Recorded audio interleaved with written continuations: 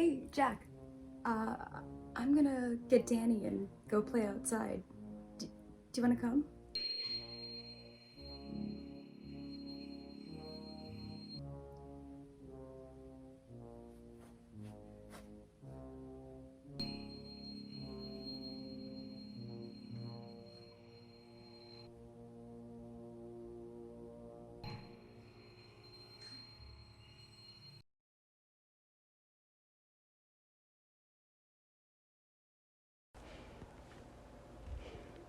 Okay, look. Stanley Kubrick's 1980 adaptation of the 1977 Stephen King novel The Shining was, in a nutshell, a game changer in film. Even if you haven't seen the movie, you've probably heard or seen it referenced either in popular culture or in the form of a poster on a frat boy's dorm room wall. The 2.5 hour long movie is famously recognized for its cinematography, done by John Alcott, who also did A Clockwork Orange, Jack Nicholson's superb acting as crazy dad Jack Torrance, and just how slowly terrifying it is, using tension and build up to gory scenes, leaving the viewer pretty unsettled, read confused by the end. The thing is, I ruined this movie for myself because I read the book first. I read The Shining when I was 14, as 14-year-olds do. I couldn't really, digest the deeper themes at play then, but I knew enough to understand that they were like well-written characters with, reasons for their actions. And so I immediately wanted to see the movie. So I finished the book and watched the movie, and I was let down. I do want to say, right off the bat, that this is not like the book is so much better than the movie, and I'm better than you for thinking the book is better than the movie. It's not one of those video essays. A lot of people love the movie, obviously. It's like a classic, and I don't want to take anything away from that. It's a good film on its own. I mean, it's undoubtedly one of the most influential movies of all time, which created a basis for an era of epic and awesome movies in the horror and thriller genres. Not to mention Kubrick works in the 80s and onward. But for some reason, when I watched it, I felt so bored and just disappointed, and I wasn't really sure why back then, because I was 14. About a year ago, I sat down, I reread the novel, I rewatched the movie, and started to understand the reasons why I felt so dissatisfied with Kubrick's interpretation of it. Obviously, not everything from a book can fit into a movie, and that's never not been true. And Stanley Kubrick is admittedly an amazing director with a lot of super cool work under his belt. I'm not even trying to be sarcastic there. But there were so many overarching, obvious themes in the book that Kubrick seemed to just opt out of, or at least simplify for the sake of quote-unquote cool shots and skeleton room. I know the book versus movie argument is age-old by now. You can take this entire video with a grain of salt. I'm just making it because my friends and family are absolutely sick of me talking about The Shining. Well, the movie is really just about a weird incident involving a crazy dude with an axe in a haunted hotel. The book is about real anxieties that any parent or child can have, like traumatic personality traits being passed down from parent to kid, and those fears manifesting in a very kind of real and plausible situation, written in such a way that it feels like it can happen to anybody, because it can. I think that in itself is way scarier. So again, this is not a video essay about why The Shining is bad or completely boring. It's not either of those. If you want to ruin a movie for yourself, read the book it was based on, especially if it was Stephen King. This is just a humble little comment video made by a relatively inexperienced film watcher, but a very experienced Stephen King reader. And is it ridiculous to talk about a movie that came out almost 40 years ago? I would argue no, because a lot of the themes in this movie are pretty timeless. I think it really boils down to this. If you're adapting a horror novel for the screen, you end up sacrificing so much of the plot and themes of the original story, ultimately leaving the audience wondering why the heck a man in a dog costume is giving a dude in order to create some sick cinematography, while also throwing some pretty classic 80s sexism and racism in there that wasn't there originally in the novel, then there's a good chance that, in hindsight, there might exist some potentially harsh but overall well-meaning critiques of your film. So here we go. Also, this is a video essay about The Shining, so, if you don't like gore, click away. I'm going to be touching on some, alcoholism, abuse kind of thing, so TW for that. And spoilers for The Shining, obviously.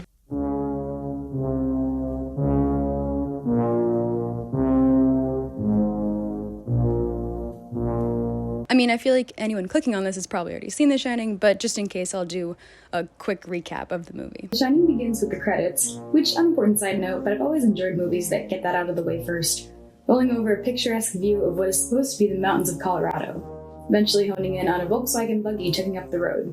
Writer, teacher, and former alcoholic Jack Torrance, played by Jack Nicholson, is interviewing for a caretaker job at the Overlook Hotel during the off-season with Stuart Ullman, played by Barry Nelson, the current owner, who informs him that the Overlook has a particularly odd past, informing a former caretaker by the name of Delbert Grady, who went insane due to isolation during the winter and murdered his wife and 2 daughters with an axe.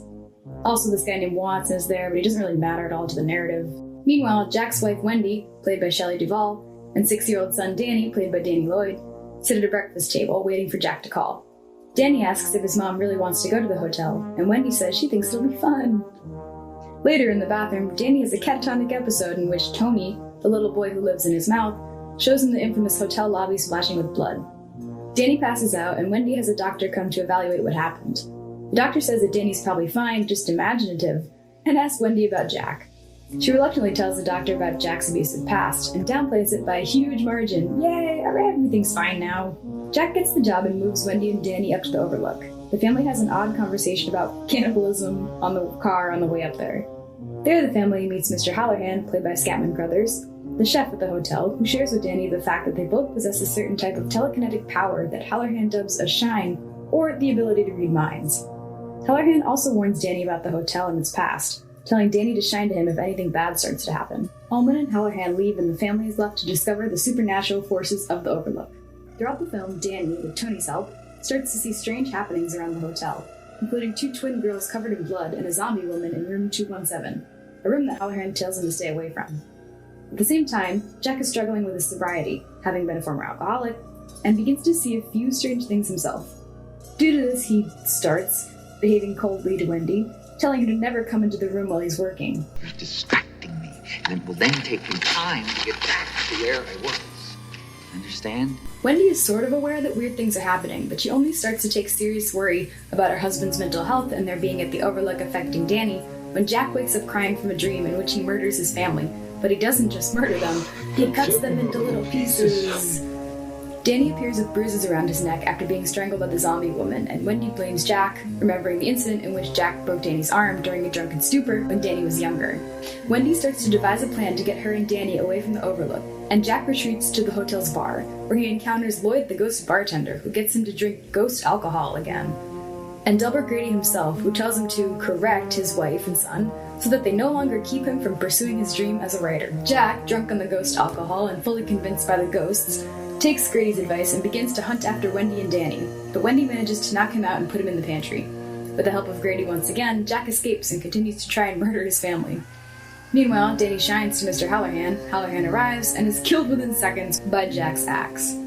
The last 20 or so minutes of the movie is Wendy running around with a knife, seeing some weird stuff, and Jack running after Danny in the outside hedge maze with his axe. Jack begins to tire, and Danny outruns him, and he and Wendy manage to safely escape in the snowmobile that the now-dead Halloran brought up to the Overlook. Jack Torrance anticlimactically freezes to death outside. The final shot of the movie is a zoom-in of a black-and-white photograph from July 4th, 1921, in which Jack Torrance himself is centered in a photo from a ballroom dance, smiling that infamous Nicholson smile, surrounded by the Overlook's elite guests from over the years. Wow, this movie's a little hard to summarize. I guess you have to just kind of watch it yourself.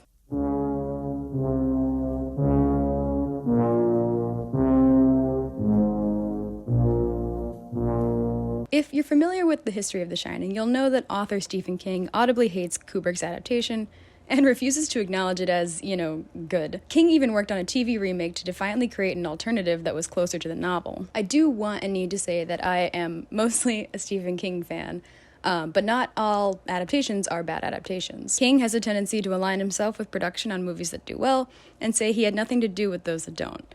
I read Carrie before I watched the movie, and I have to say I think both the original and the remake were done pretty well, and I even liked the modern adaptation of social media into the remake. Half of the novel is written in epistolary, or partly as a series of documents, in Carrie's case, newspaper clippings, while the other half is internal monologue of characters and third-person storytelling of Carrie's experiences. That's hard to do in a movie, but both the Carrie films don't really seem to struggle with it, and arguably, screen time in this case gives Carrie more of a narrative herself than the books do. One of the main issues with Stephen King adaptations is that his novels contain a lot of internal monologue, which tends to interrupt the natural flow of the story, but also make the reader feel as if they're in the character's mind.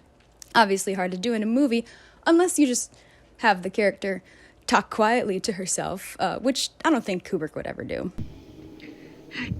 the Force Rangers first, and then tell them that we're coming. In the book, each person has their own point of view, even Danny, and they all get their own chapters, which is something that is kind of hard to replicate on screen. Reading the book, we get to be an insider into what's going on in their heads, and since it's a horror story, they're usually fears or worries. This writing technique really helps to develop characters in short periods of time, and make the reader feel like they're having an authentic experience with that character. Take a look at this passage from chapter 4, where Danny is shining, and here's a few of Jack's thoughts as he heads back from his job interview. Danny saw autumn leaves blowing along the gutter, yellow cartwheels of irregular shape.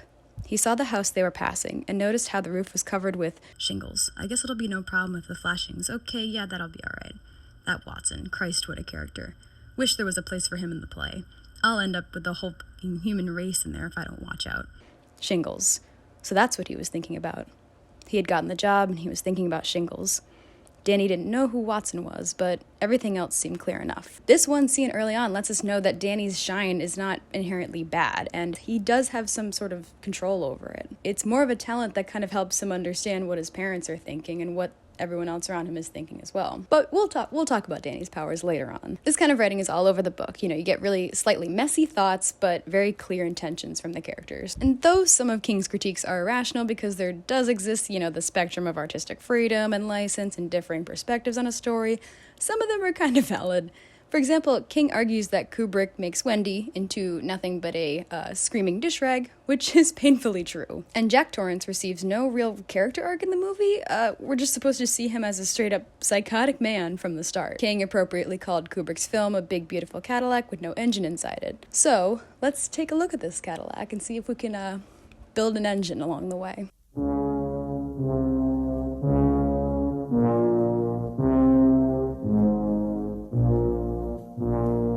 Having so many glaring changes between a book and a movie wouldn't matter, if the movie made a different point. The biggest and dumbest change, in my opinion, has to be the hotel's boiler. So the Overlook Hotel is old. The boiler it runs on needs constant attention, or else. Ullman stresses this to Jack during the interview, and in the book, the boiler explodes at the end because Jack completely neglects it, killing him and burning down the Overlook for good. Checking the boiler is alluded to throughout the entire narrative and serves as a parallel for Jack's own deteriorating sense of responsibility, ultimately leading him to his own demise. The boiler, much like Jack's anger at his own life and how it seems to turn out, gets to a point unchecked where it can no longer be contained. But come on, a boiler explosion in a movie? That would not make for good cinematography, right? Let's just do a frame of his frozen face at the end or whatever. I'd also like to point out that in the movie, Jack never checks the boiler, let alone does any of the work he's supposed to be doing. And it's actually Wendy we see tending to the hotel responsibilities while her husband sits and writes. In the novel, he actually works on the hotel property, like a caretaker, replacing the shingles on the roof and doing all this outdoor work, everything that we heard about earlier and so forth. But why is he so angry? You probably have no idea, because this movie is not interested in telling you. In the novel, Jack Torrance is at first a well-meaning father with growing concern for his seizure-prone son and genuine love for his wife. But he also struggles with a drinking problem, one which causes him to break his son's arm in a drunken fit. Wendy wants to divorce him and Jack quits drinking for good to save his marriage.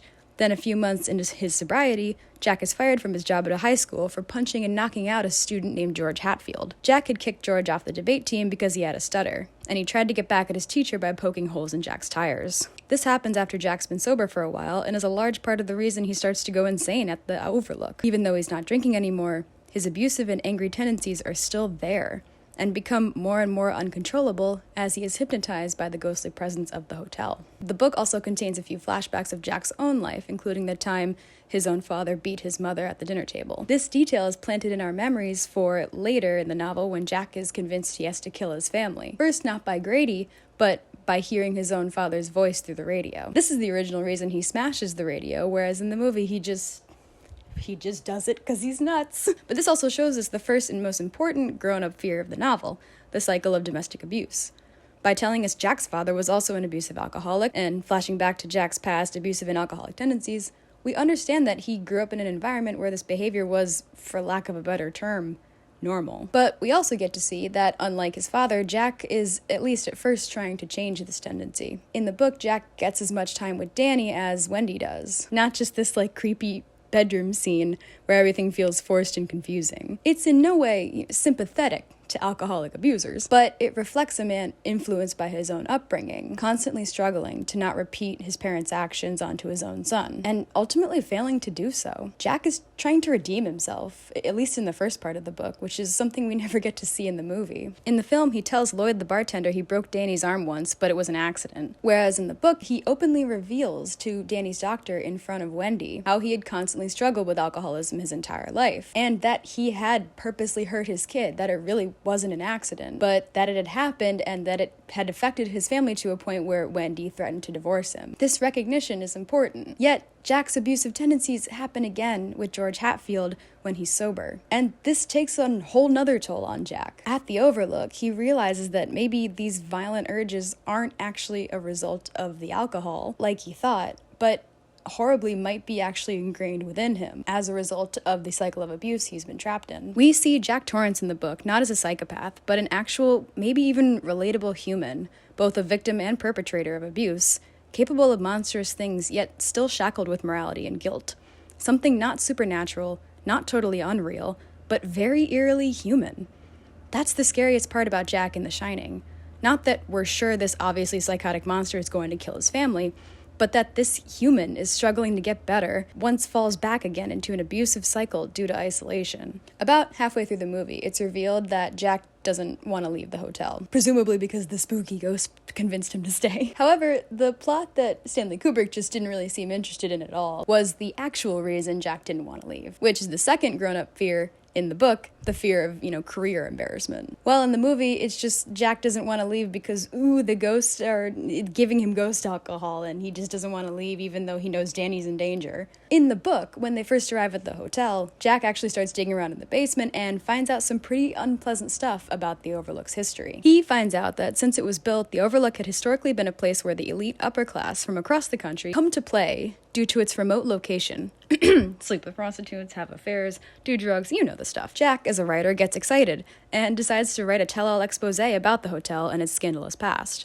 He calls Mr. Ullman, tells him this, and almost gets himself fired. Turns out one of Jack's old drinking buddies, now turned his sober AA sponsor, Al Shockley, is a shareholder of the hotel, and really good friends with Ullman. Al calls Jack, and Jack responds almost in a rage, upset that he had fresh new material, but no way to do anything with it. Al tells him that he convinced Ullman to let Jack keep the job, saving him from losing the job that he needed, and tells him to calm down. After Jack hangs up, he realizes to himself that an outburst like that is something he would do if he were still drinking. This fundamental scene and interaction forces Jack to realize just how embarrassed and not to mention broke he would be if he lost this job too. This is why he can't leave the hotel even when he fully understands his son is in danger. In this scene, we start to see how the hotel is working its curse on Jack. He begins to value his own life and writing career, therefore his own wants and needs, over the wants and needs of those of his family or the family he's trying to build back. With the supernatural influence of the Overlook pushing him over the edge, Jack switches from a man who maybe has made mistakes and recognizes those mistakes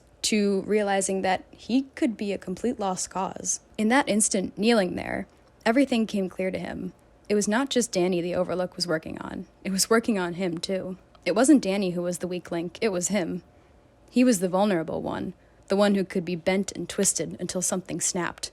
Up until this point, we've gotten to know Jack as both a vicious drunk and a loving father and husband. And we feel really conflicted about, our feelings towards him as a character. But as this chapter goes on, Jack starts to connect the Overlook's intricate past to the ghosts that him and Danny keep seeing around the hotel, and the odd things that keep happening to his family, such as the bruises around Danny's neck and the woman in room 217. Jack realizes now that he actually can't save himself, and he makes this definitive decision. The scene ends in him tossing out the snowmobile motor into the snow, destroying his family's only way down the mountain. And with the radio gone, they're completely cut off now. This just symbolizes Jack as he's fully under the influence of the Overlook ghosts, who convince him to drink again, and he sets out to just continue the same cycle of abuse that his own father was in. The reader can't really help but understand, not sympathize, but understand the way in which Jack is slowly driven to murderous rage due to his own insecurities, rather than some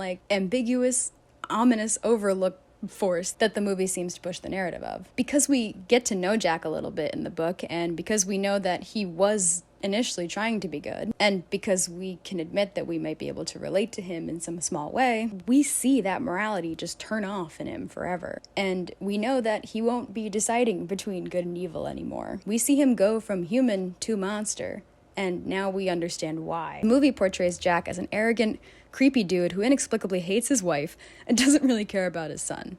In the first car scene with the family heading up the mountain, Jack is annoyed at everything Wendy says. We're never given any indication that this was a loving family at one point with some real issues. It seems like Danny is just a dumb kid who doesn't really talk much and has one facial expression. Wendy is a dumb woman who only wants her husband to be happy, and Jackie Eyebrow Man barely wants anything to do with either of them. And yeah, I mean, horror movies often have villains that begin with the villain hating the protagonist. However, it's not usually pushed as like this loving family dynamic at the same time, and there's usually a clear reason why. In the movie, the reason Jack seems to hate his family is just never really clear. Throughout the scenes, Jack becomes increasingly frustrated with Wendy for no reason other than she interrupts his work, and he basically just calls her a bitch, claiming she's trying to take Danny away from him. Ever thought about my responsibilities? We're never shown a scene where we get convinced that Jack had feelings for Wendy at any point, or Danny for that matter, or that he ever had any human emotion at all. In the scene where Jack encounters the zombie woman, at first she's this sexy naked lady who tries to seduce him, something that's not even in the original story. In the book, the decomposing body that Jack finds in room 217 is George Hatfield's, with a knife stabbed right through his chest. And in the book, he just looks up at Jack with the knife there and he goes, "I don't stutter." Why would you not put that in the novel? That's terrifying. Why would you, just so you could have in your... Jack even calls Wendy the old sperm bank when he's talking to Lloyd, which isn't in the book and is just kind of a gross, weird, unnecessary line. And although he does drunkenly ramble about Wendy a little bit, in the novel, his rant to Lloyd is more about falling off the wagon. About how when you first try to start being sober, it's the most fantastic thing that you could possibly be doing. But as time goes on, it gets more and more difficult, and people care less, and it can be tough to control, and sometimes you can wind up taking it out on the ones you love. His anger is way more directed at like his own failing career and life and ultimately himself, rather than Wendy or their family. This brings me to probably the worst thing about The Shining, Wendy.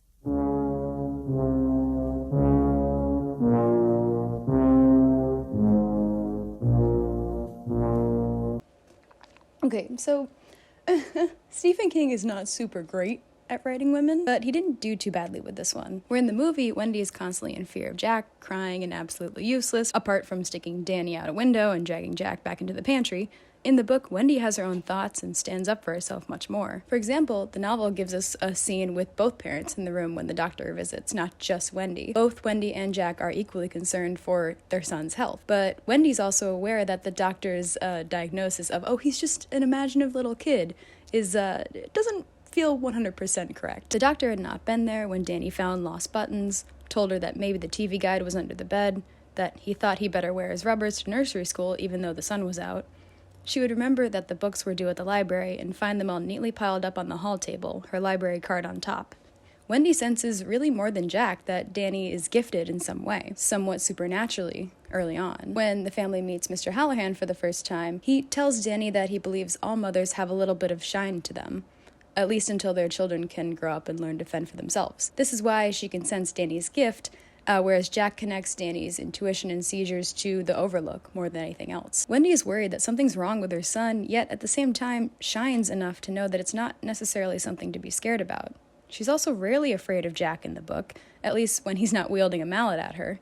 Yeah, the murder weapon is a mallet, not an axe. Kubrick, did you even read the inside cover? When Jack hurts Danny's arm, Wendy is infuriated and tries to bring up divorce. She's only convinced not to leave when Jack quits drinking and turns his behavior around for a while. Not only does she actively fight against Crazy Jack in the end, sticking a large knife right into his back instead of just waving it around like a butterfly net, but she gets got in the book too. Jack manages to break a few of her ribs in a struggle. Wendy is forced to physically fight the guy she thought she loved, instead of just screaming and cowering against a wall.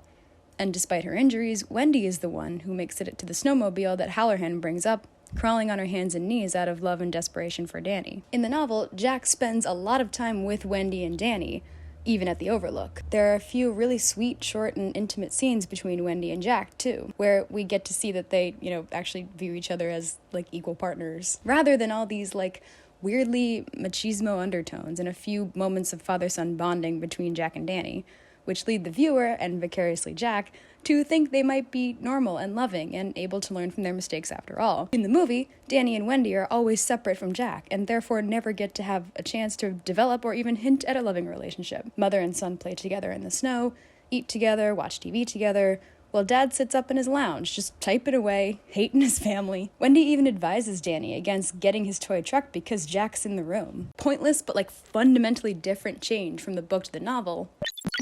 Change from book to film takes away so much importantly established intimacy, and again doesn't really allow the audience to see that once upon a time Jack was flawed but human and trying, and everything was okay, or at least getting better, and these three people are just really desperate to return to that time. But in the movie, Wendy just serves Jack without question, just checking the boiler, fulfilling the hotel responsibilities herself, completely obliging when he sets his stupid writing rule, and waving a baseball bat and crying for 5 minutes while her husband yells at her, even though she has the literal high ground and a weapon. You can cry, oh, don't put a 2022 lens on this, Abby, all you want, but I mean, King actually did kind of write Wendy as her own person. Kubrick had an entire book to base her off, and he still decided to just make her a screaming jellyfish. As a side note, there are a lot of sources on the horrible treatment of Shelley Duvall during the filming of this movie.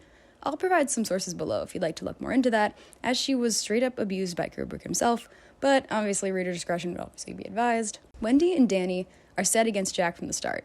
Jack's not included in the doctor's visit. Even when he does talk to Danny, it's usually in a pretty curt manner, which would be fine, if there had been a point in the movie where we got to see Jack as a normal, vulnerable human, but we don't. The novel actually gives us several different scenes where Wendy feels pangs of jealousy of the bond between Jack and Danny. This is important, as the ultimate villain in the story is not the ghost, but the shadow of the father figure that Danny used to idolize, yet watches disappear. In the movie, it's just insinuated that Jack is going to be evil from the beginning, even if you had never really heard of the plot. You get one look at those eyebrows and he's evil. Okay, so he's bad. There are no dramatic twists in this family dynamic. There's no real reason why Jack goes insane other than, ooh, spooky ghosts.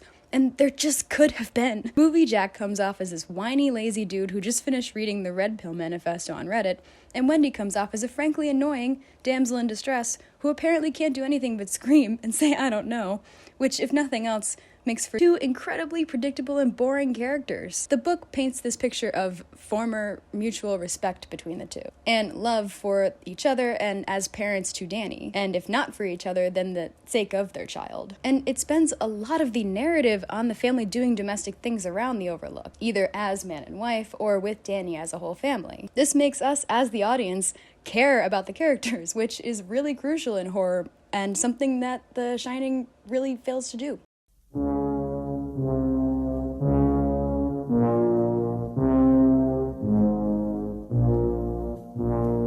I decided to put these two together since they kind of had a deeper relationship than the movie seems to recognize. Another thing which was, ultimately important to the ending point and moral of the entire story. Actually, to be honest, Halloran's character arc was really the tipping point of the movie for me. Here you have one of the only people of color in the book who happens to have the same shine that Danny does. Described as an energetic black man in his 50s with an afro, but ending up as a bald man in his 70s, he asked Danny immediately upon meeting him if he'd like to go to Florida, instead of staying at the Overlook with his parents. In the movie, he simply asks, or rather shines to Danny, to ask him if he wants some ice cream. Dozen jugs of black molasses. We got 60 boxes of dried milk, 30 12-pound bags of sugar.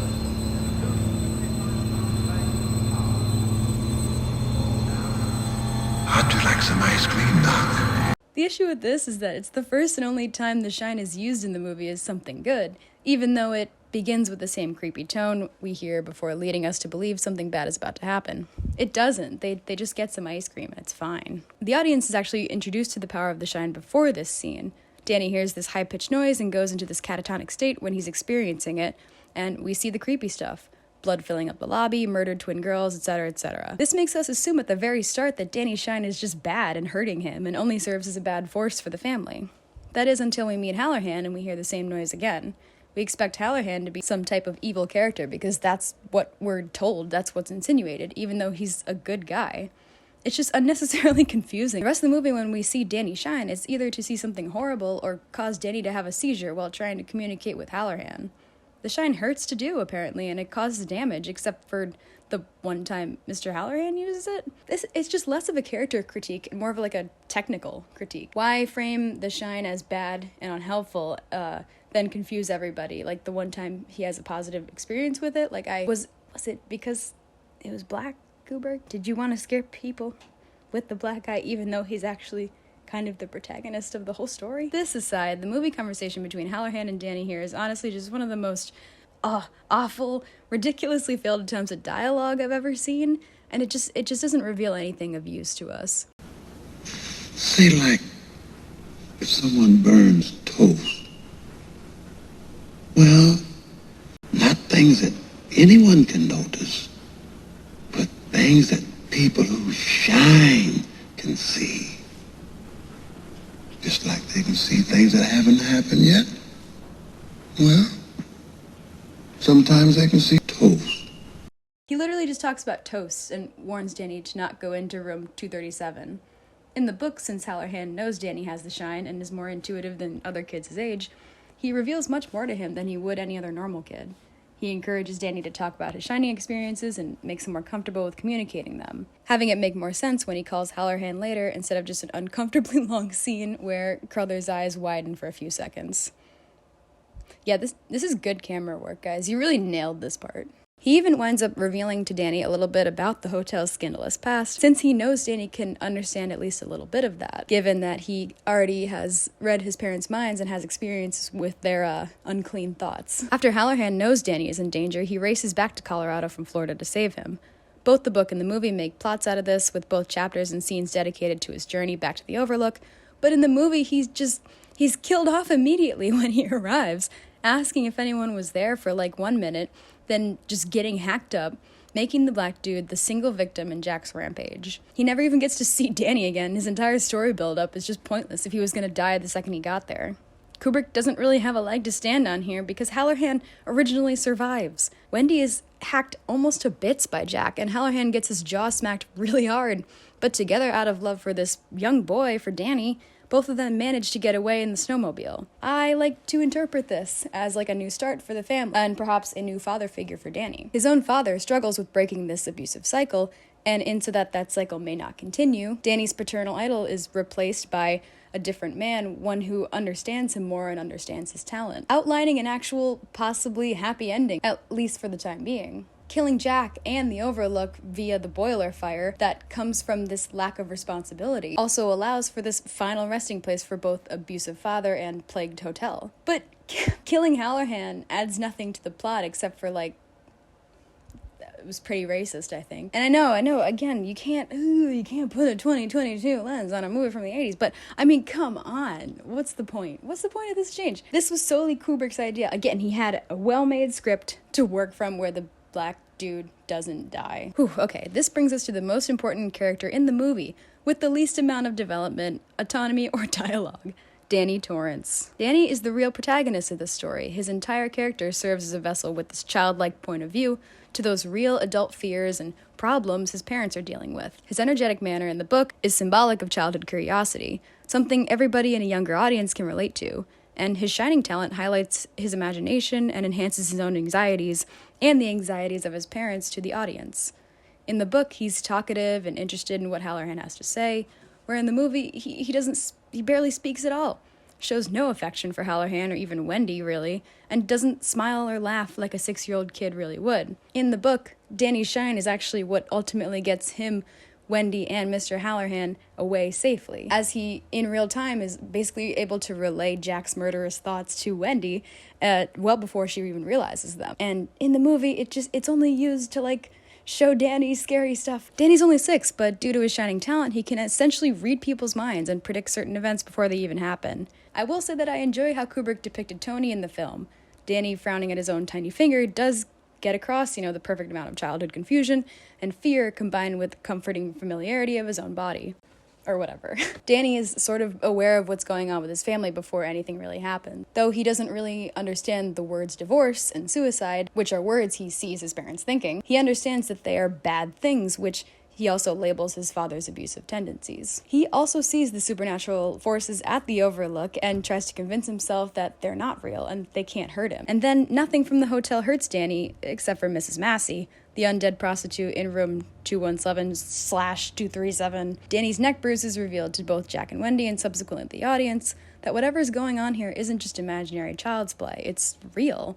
And once Jack enters that room and experiences the supernatural forces for himself, he knows this too, though his downward spiral makes him lie to his family about seeing anything. The story of The Shining as a whole jarringly reminds the audience that our parents, no matter how much we may idolize them in our youth, are still just human. And we witness Danny lose this childhood fantasy and respect for the man he once called his father. Danny is young and innocent, but he experiences these really grown-up fears right in front of him in the form of somebody he once loved and looked up to. In the movie, Danny never gets to say goodbye to Jack. He's already crazy. He's gone. But in the novel, one of the most depressing scenes I've ever read is towards the end. Danny faces Jack in the hallway, and Jack's mallet is raised to strike him. But then Danny just stares him straight down in the face and says, "You're not my dad anymore." Hearing his own son say this, the last shred of human within Jack realizes what he let happen. He lowers his bloody weapon and he starts to cry. Danny goes to kiss him on the forehead. Jack realizes he can no longer return to the father figure that he once was, one that Danny and Wendy and even himself dreamt that one day he could be. He raises his mallet and smashes his own face in, destroying the one human familiarity that was left. It's like the most terrifying scene and the saddest scene, and it would have made for a really good one if Kubrick gave a crap about anything else than like giant hedge maze and freezing Jack.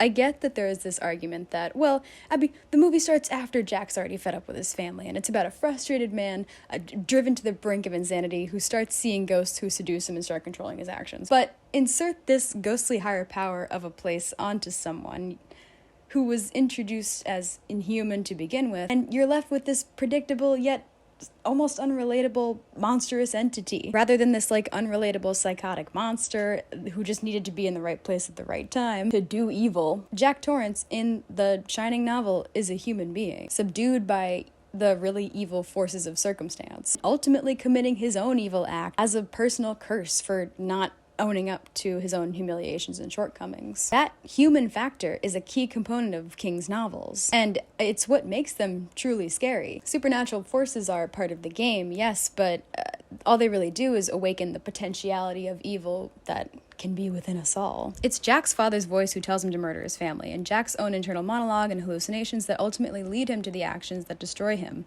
The ghosts just give him the supernatural push he needed. The Overlook is just a trigger presented to Jack, the thing that finally pushes him over the edge to do the unspeakable. In the end, the boiler explodes because Jack does not tend to it and eventually ignores the responsibility altogether. But almost as importantly, the Overlook Hotel itself is destroyed as a parallel symbol to the breaking of the cycle, which Danny will hopefully go on to experience. Movie adaptations obviously have to be simplified, but The Shining seems to do so much simplifying that it forgets to build characters and a narrative and a plot. The entire story is summed up pretty well in a line that is revealed to Danny via Tony throughout the novel, which keeps coming up. This inhuman place makes human monsters. The Overlook is not the root source of evil, but turns the evil on within people who are vulnerable to it, like Jack and Grady, and all of the people who had stayed there before and committed these atrocities. The Overlook was a vessel for immoral behavior, anything from drugs to cold-blooded murder, and as a result is haunted by those who prospered there and continue to lure people into doing evil deeds. Jack himself is the root of evil. Grady is the root of evil. The potential of this evil is human, and it's lurking within us the whole time. The hotel is just the place it could most likely happen. The fact that this evil can be camouflaged, albeit for a while, in the form of a human truly trying to change for the better and being unable to do so, that's terrifying. But we don't get any of this. The movie is about an off-putting man who goes crazy and whines a lot and then dies. We get a weird black and white frame photo of Jack from a dance in 1921, hanging up in the hotel as the last shot, explaining absolutely nothing. We get Lloyd, yeah, but no insight on the hundreds of interesting other people attending these parties, including Mrs. Massey, the undead prostitute, or Dilbert Grady, who murdered his 2 daughters at the Overlook. We don't even get a scene where Jack brushes over some old newspapers or something. No, Kubrick spent that part of the budget on an entire scene of Jack staring at nothing for 30 seconds in a dumb sweater. There's absolutely nothing to explain the unsettling and weird scenes Wendy happens upon towards the end, even though they actually bear a lot of significance to the original story.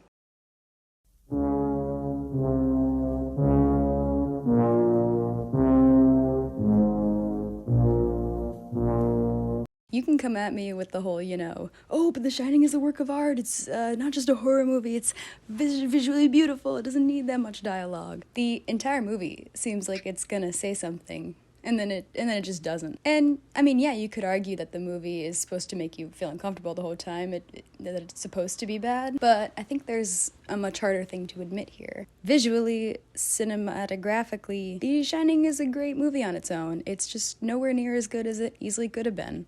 I'm convinced Kubrick read the first few pages and then decided what to do with the rest on his own.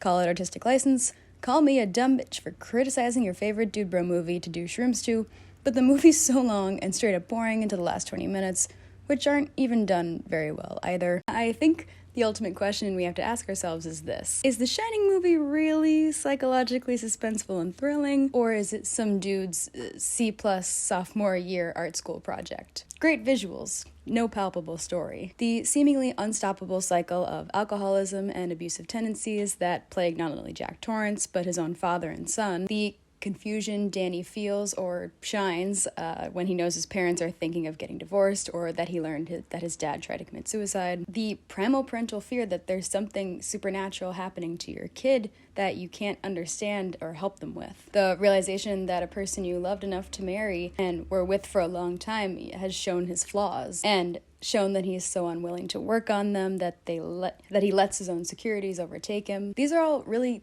relatable thoughts and emotions that anyone can experience. It's not that people are inherently evil, it's that circumstance can lead to even the very best intention of us to the potentiality of it. And if you don't recognize these fears and try to work on them, you could wind up losing not only your career and your dreams, your friends and your family, and ultimately your own life. The message of The Shining, that sometimes even people whose intentions had true mark of changing for the better despite being in negative circumstances, i.e. Jack's father abusing him and Jack beginning on a path towards not doing the same to his own son, are destined to be stuck in this pattern no matter what they do, is the most terrifying idea of all. That's what makes The Shining a true work of art. Also, the part where Ullman talks about the Overlook being built on an Indian burial ground is just racist and unnecessary and stupid, and also not in the novel, and never amounts to anything anyways. I didn't even mention a lot of the changes that Kubrick made, like the hedge maze actually being hedge animals that move towards you when you're not looking, or the fact that Mr. Halloran can actually hear the ghost taunting him at the end of the book to kill Wendy and Danny. I didn't even say a word about the wasps. If you want to find out more, I'd really suggest reading the original book. It's fantastic. I think I'm going to end it here, though I probably could go on for like another hour or so. Thanks so much for watching the entire way through. I have been working on this video for a super long time, and it's actually it's one of the reasons I started a YouTube channel, so yeah, I hope you enjoyed it. If you have any arguments or comments, please feel free to leave them down below. I've fought everyone I know on this already, so I'd love to fight some strangers on the internet about it. Again, thanks for watching. If you'd like to see me do some more of this kind of stuff, I would love to do that as well. Feel free to like this video if you liked it, and subscribe if you feel like it. Especially if you want to hear me give opinions no one cares about movies that came out 40 years ago. Again, thanks for watching. I'm Abby. This is 1 Minute Off, and I'm gonna go have some Fruit Loops for dinner. Bye.